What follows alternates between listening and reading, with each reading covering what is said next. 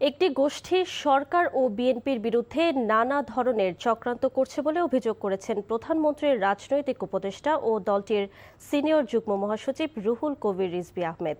বিরোধী দলকে ষড়যন্ত্রের পথ পরিহার করে গঠনমূলক সমালোচনা করার আহ্বান জানান তিনি।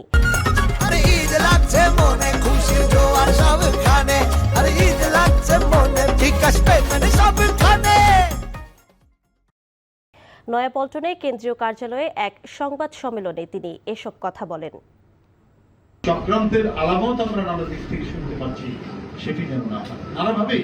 শুধু কোনো আমি বিশেষ রাজনৈতিক দল বলে বলছি না, আরো নানাভাবে পরাজিত শক্তি বিভিন্নভাবে তারা তাদের ক্রিয়াকর্ম করে যাচ্ছে। চক্রান্ত নানা হুঙ্কার দিচ্ছেন, নানা কথাবার্তা বলছেন।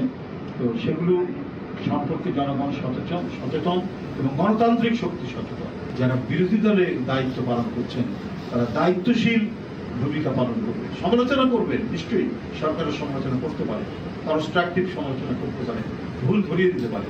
কিন্তু যদি কোনো বৃহত্তর চক্রান্তের নীল নকশার অংশ হন, তাহলে সেটি হবে দেশের জন্য, রাষ্ট্রের জন্য বিপজ্জনক।